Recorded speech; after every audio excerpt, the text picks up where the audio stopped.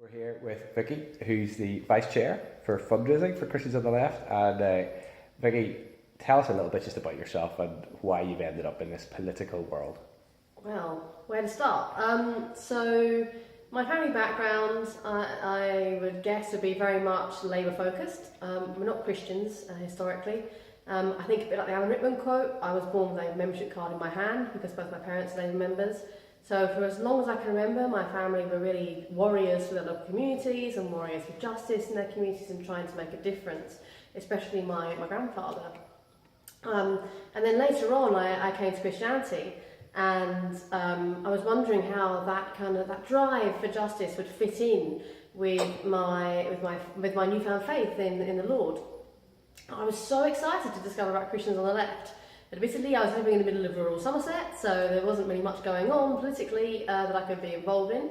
But I knew I wanted to get involved, I knew I wanted to do more, and that the heritage that my grandfather had left me would carry on. So I signed up, moved to London, and then got more actively involved and started turning up to events and meeting the wonderful people that are involved here and getting so overexcited and over-enthusiastic about the things they've been doing.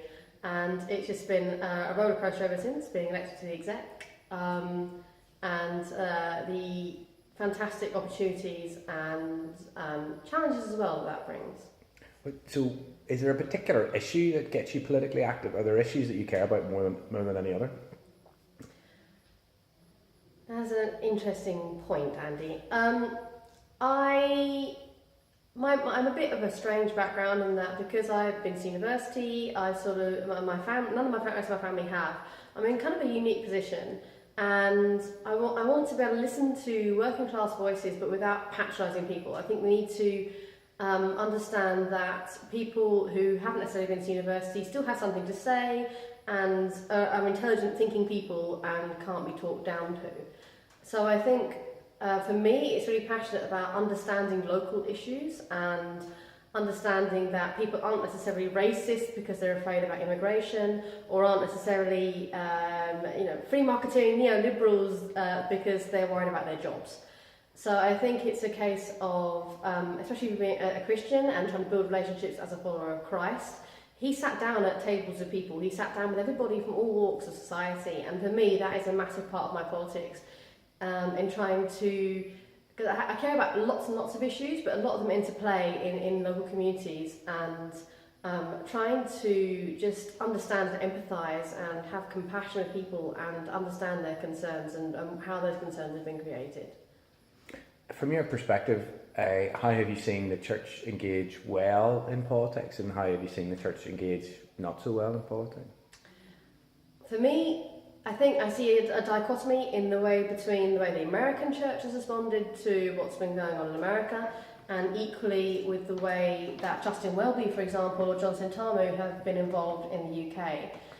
I think Justin Welby surprised a lot of people, actually, in that a lot of people thought that having worked in the oil industry and having been coming from a very upper middle class background, they assumed that he'd be a certain way and that he'd have a certain worldview, but actually he's been a real warrior for standing up for standing up for the voiceless, standing up for the basic principles of justice that he clearly strongly believes in.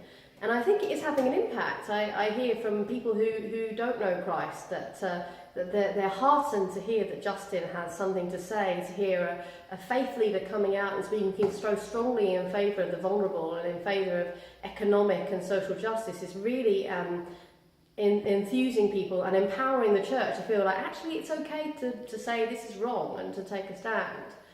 Whereas in America, I think I've been very disheartened by a lot of the dialogue around the election of Donald Trump, and the fact that, from my own personal viewpoint, I feel that some of the things that are in Paul's letters, especially about what a Christian leader should look like, have totally been set aside.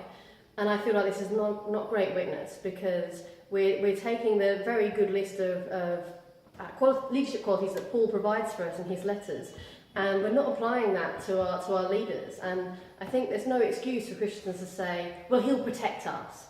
It's not about protecting us, or it shouldn't be. It's not about protecting our privilege.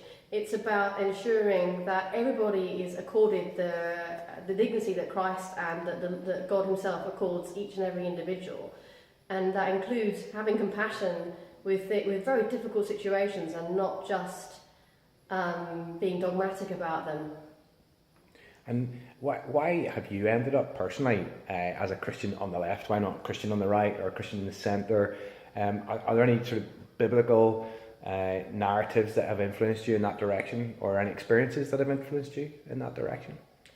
I think what really fired me up, I actually worked for Tear Fund, the Christian NGO, for about 2.5 years.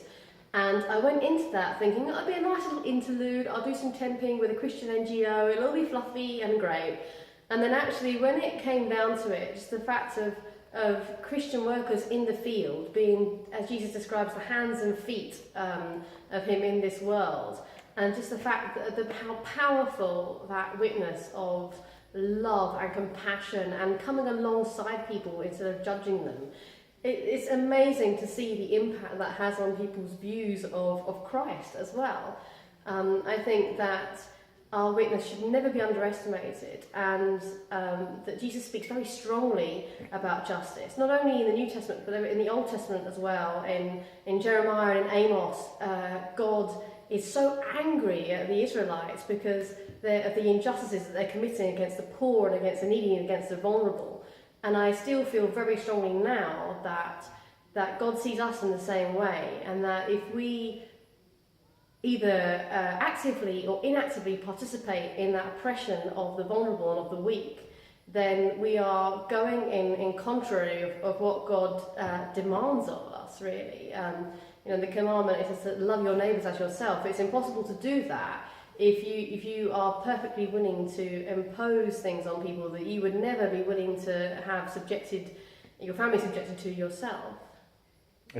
Would you say sometimes when you stand up for those things, you don't make yourself popular when you stand up against vested interests? And certainly something that many people have said is that being part of Christians on the left means that you have some comrades, you have some fellow travellers when sometimes you are taking a hit for saying certain things. Have you experienced, fellowship in the context of Christians on the left? Have you experienced that as helpful? I have. I've made some amazing friends, and they don't always agree with me all the time, which is the most amazing about it, because you can still love each other and yet disagree with each other well at the same time. It's that ability to have a dialogue with someone who you broadly agree with, but there are certain points of scripture or certain points of social theory that you just don't quite agree on, and it's just rubbing those rough edges off and creating a more nuanced, more balanced view of the world, and understanding that things are not black and white.